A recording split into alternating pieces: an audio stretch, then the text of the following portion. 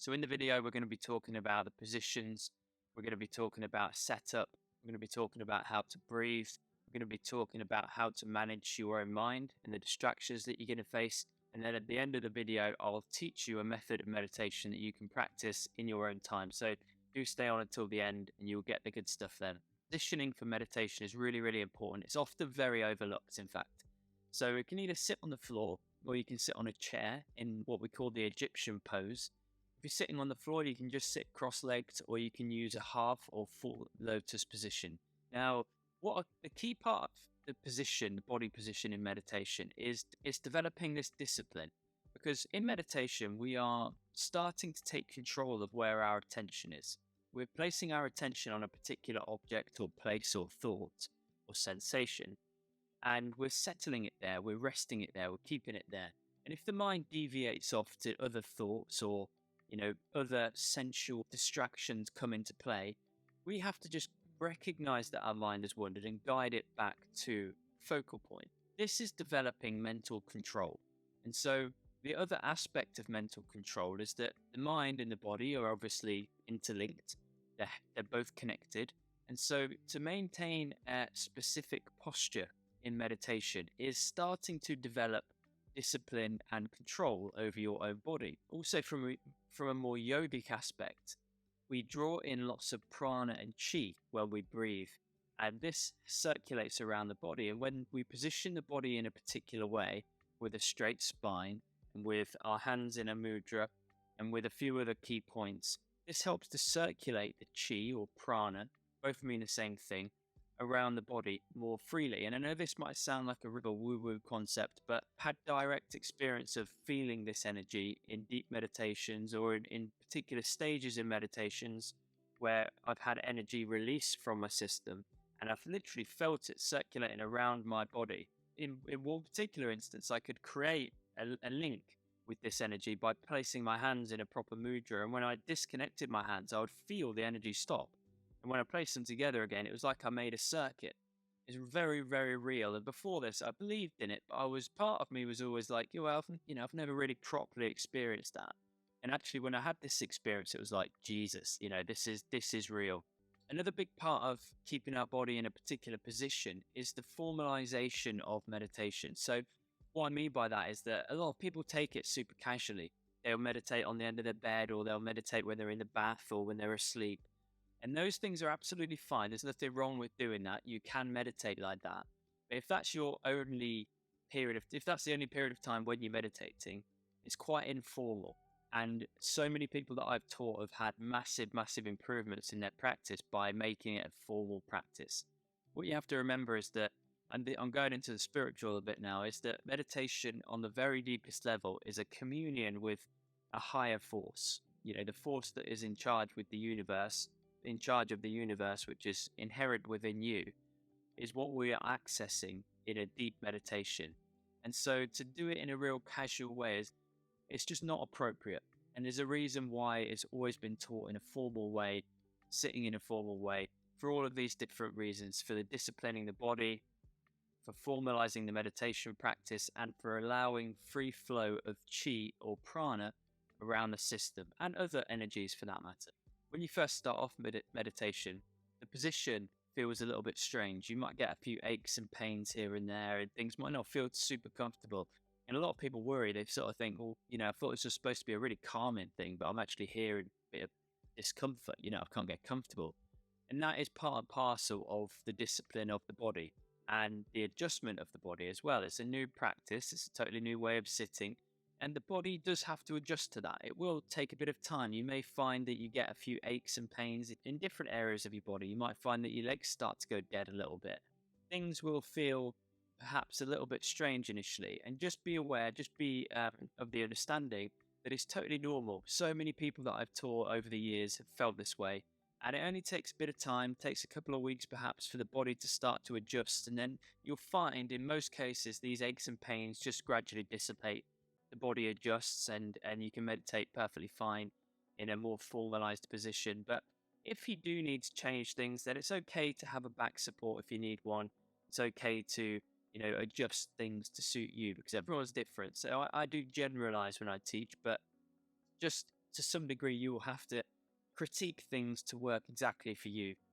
So first up, I'll show you how to do a seated meditation position on the floor. I'm not very flexible, and so I just sit on the floor cross-legged, and you can do the same as well, unless you're very flexible. Then feel free to do a half or a full lotus if needs be.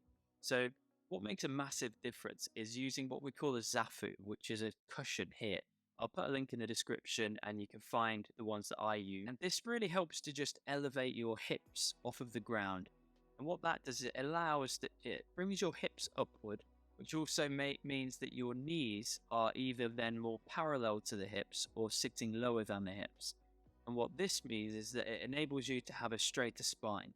Because one of the things that really makes a meditation uncomfortable is if you're sitting on the floor, you'll find that you have to lean forward more, and it really puts quite a lot of strain on your back. And it's just, generally speaking, again, unless you're really flexible, it's not a comfortable position to be in. I'll teach you what's called the cosmic mudra today, which is if you place your left hand on top of the right and place the thumbs next to each other so that they're touching, and then just rest that in your lap.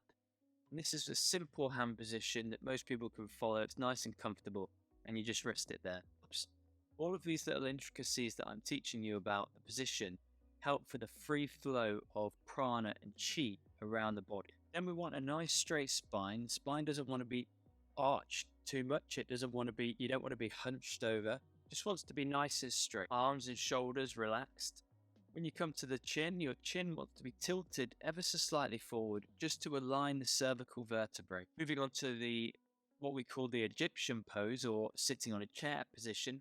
We do the exact same things on the upper half, so hands in the same position, left over right, thumbs gently touching, straight spine, chin ever so slightly tilted forward, tongue also to the roof of the mouth. We're going to rest the feet flat on the floor with the heels touching. Now, the heels obviously only have to be touching when you're in this seated chair position rather than when you're on the floor. If you scour the internet, you'll see that there's loads and loads of different ways that you can breathe in meditation, depending on the tradition that you're following or the type of meditation practice that you're doing. But traditionally and most commonly, you'll see people breathing in and out through the nose. And that's the way that I would advise you to breathe. It's the way that I'm going to teach you today in the method that I'll be giving you at the end. The key part with the breathing is that we breathe more so from the belly. You'll find that throughout the day, a lot of us breathe more so from the chest, and they're quite short, shallow breaths. But really, we want to be bringing on at this rest and digest mode. And for that, we need to be breathing more so from the belly. It really, really helps to do that. There are lots of receptors to the part of the nervous system that we want to be stimulating. And so you just want to be nice and natural breaths, but feeling your belly rise and fall as opposed to your chest rising and falling. So we're really getting to the crux of meditation now, and a real key part, and the biggest hurdle that everyone faces is managing distractions. Because if it wasn't for that, we'd all be able to sit here with a pristine mind, getting into these elevated states, and it'd be really, really easy. But obviously that's not the case. And the reason that that's not the case is we've got 5 senses.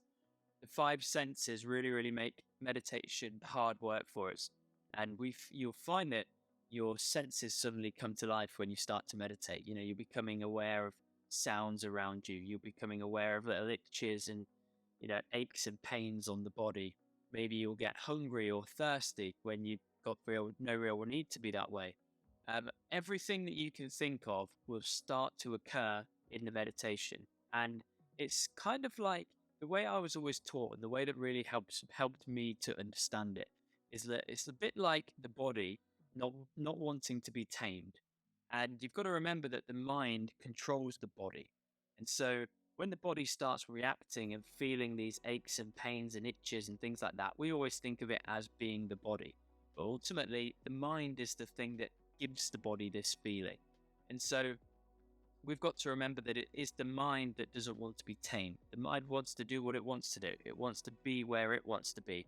And that's why we walk around and our attention is just drifting all over the place. And we've got, lots of negative thoughts that can come in and lots of things that happen that the mind is just fully in charge of. We've not disciplined the mind enough for it to be under our control. Meditation is a real good way to start to bring that mind under control. And as I said, the mind will work through the body to start to distract us in meditation until we start to really discipline it and make it our servant. I know that sounds a little bit weird, but we want to make the mind do what we want it to do, as opposed to us being ran ragged by what the mind is, feeling its whims and fancies. And the mind works through the body. The two are so interconnected that when we feel hungry, when we feel itches and aches, and when we're becoming really distracted by sounds and all these other distractions that we feel through the five senses, just be sure that they are mostly coming from your mind. Your mind is trying to distract you. And once you've got that understanding, once you look at it from that way and realize that every time I become distracted, more often than not at least, it's my mind trying to distract me because it doesn't want to be tamed. It doesn't want to be where you want it to be. Our job as meditators is just to remain totally neutral throughout all of them. So as soon as your awareness drifts away to a thought, to a sound outside of yourself, to a body sensation or a feeling, as soon as you start to become aware of something like that, just start off by recognizing that you're distracted at that point. At that point, you're not engaged in the meditation. Your mind has wandered. When that happens, all you need to do is then recognize that it's happened and just bring your awareness, without getting upset with yourself or annoyed, frustrated, just gradually bring your awareness back and settle it back again on the focal point. And this sounds really easy. It sounds like it's, not a problem, but you might find that when you start meditating, you're doing that every 5 minutes. You're literally, the mind is wandering, you're coming back. The mind is wandering, you're coming back. This might happen over and over and over again in your meditation, and that is totally normal. I can't emphasize enough that is totally normal. So do just stick with it. Do just accept that you will get distracted. You will have to recenter yourself. You will become aware of everything around you. You will have lots of thoughts more than likely, and that is totally normal. So don't worry about that. But please, if you can, just try to develop an outlook of acceptance. It's so beneficial to just accept whatever it is that happens, whether your mind wanders, whether you become aware of something in the body, some sort of sensation. Accept that that's happened. You can't change that. We can't change what thoughts come into our mind. But what we can do is change how we manage that. We can change our outlook at that time. So a thought is going to come in. We can't do anything about whether that happens. And when it does, it's up to us to take our attention away from that thought and bring it back to the focal point of the meditation. That's where our power, actually what will happen is that your ability to rest on a focal point will greatly increase. And you'll find that your mind becomes so much more content with anything that goes on. Anything that goes on around you, once you've been meditating for a while, will not disrupt you. You've got so used to dealing with distractions and problems and resistance in this very neutral, unaffected way. And you've developed this sense of calm, this sense of peace within yourself, that when in life you face stressful situations or something comes up out of nowhere, and normally it would throw you off balance and make you feel awful and have all of these worrying thoughts and stressful thoughts. But when you've been meditating for some time, this lessens to a massive degree. You're so used to just maintaining this perfect balance all the time for hours and hours and hours on end, every single day, stimulating your body to be in a calming state, settling your breathing, lowering your heart rate, releasing stress, letting go of tension in the body, reminding the body how to relax, de-exciting the mind, placing your attention where you want it to be. All of these things that you do every single time you sit down to meditate come into play all throughout your day when you're dealing with people, when you're dealing with awkward people, when you're dealing with stressful circumstances and situations. Of course, my mind wanders, it deviates. Resistance comes up from time to time, but my ability to manage it is greatly improved. This is developed so much over the years. And sometimes now I come out of meditations and I forget where I am. I forget that I'm meditating. Well, I know I'm meditating, but I forget like the room that I'm in and everything. I've just got so deep into the meditation that my life as I know it disappears. Sounds really bizarre, but this will come in time if you stick with it. Now, the way that this meditation works is that we start by inhaling through the nose, exhaling through the nose, inhaling through the nose, exhaling through the nose.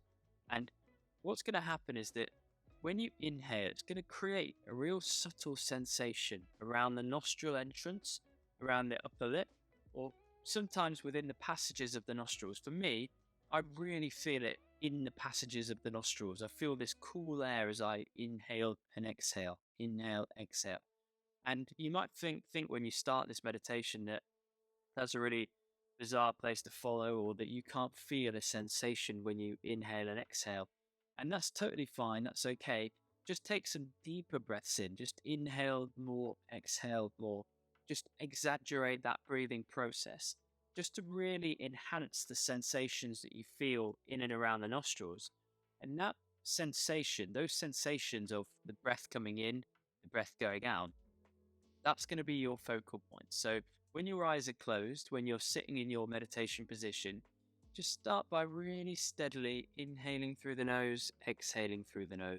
Start off by just properly relaxing the whole body, really, really consciously relax the shoulders, relax the arms, relax the hands, and start to slow that breathing process down. You might find that your natural rate isn't actually that shallow, and that's totally fine. So just find what your particular natural way of breathing is. For some people, it's fairly deep. For some people, it is really, really shallow. And as you're doing that, just start to become aware of the sensations that are being generated in and around the nostrils with each inhale and exhale. You'll feel the air creates this sensation. You'll feel the air flowing in through the nostrils. This is where you're going to place your attention. So when I say that, you're simply going to observe this sensation happening. So with your eyes closed and in your meditation position, just watching that feel and feeling that air coming in and going out, coming in and going out. And you're going to hold that and just simply observe it. You're doing nothing more than observing it. Because what we're really trying to do in meditation is forget this body.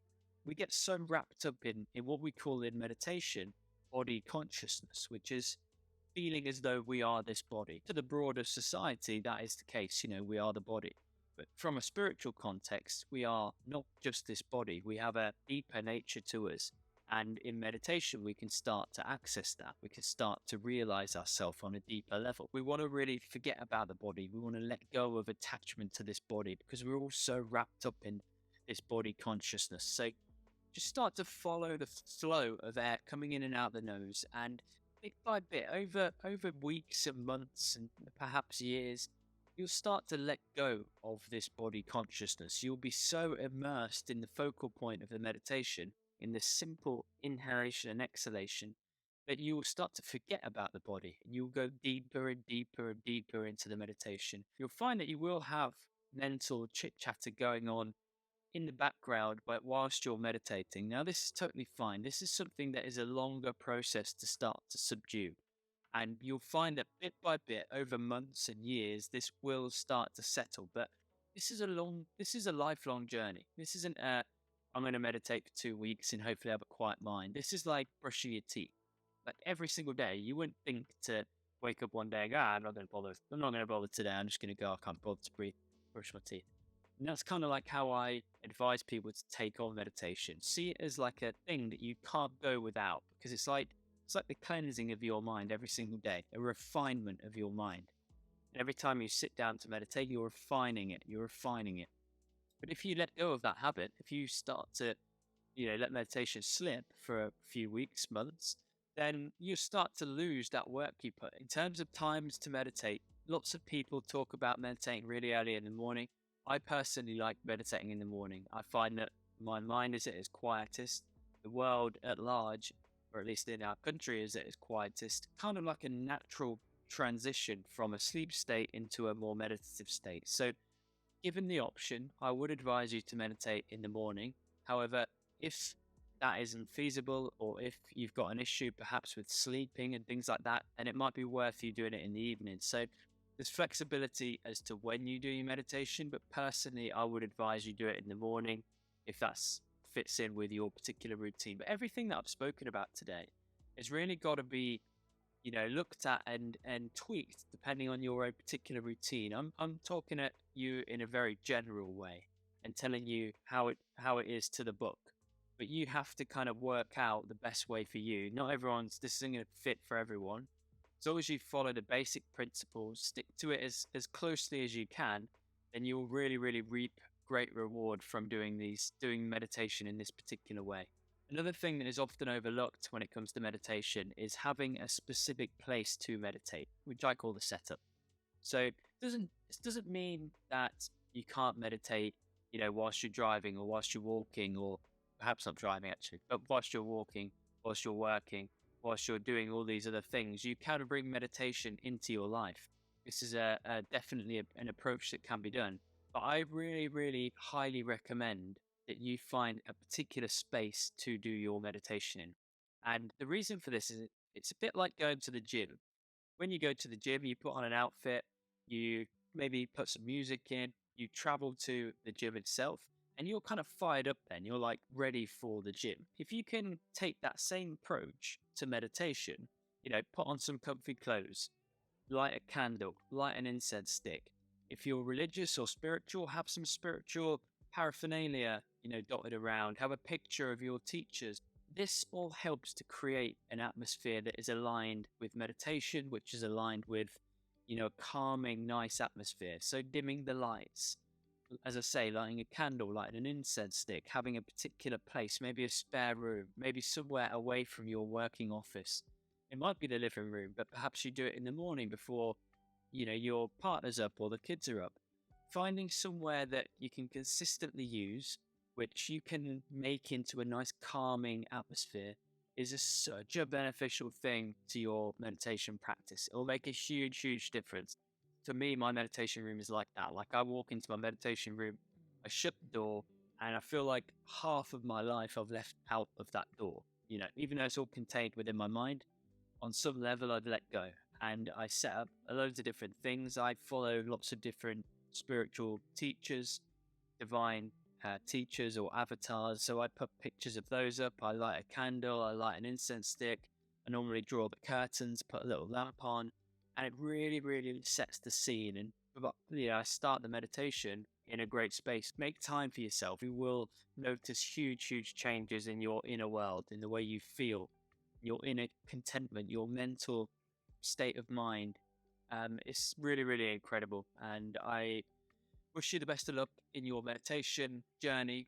Let me know in the comments if you have any questions. Let me know if you meditate and you have any just general comments and things that you want to talk about in there, or any questions for me. Whack them in the comments and I'll get back to you as soon as I can. Thank you for watching the video. Follow me on Instagram and Twitter if you want to keep up with other teachings of mine, and subscribe to the channel for more.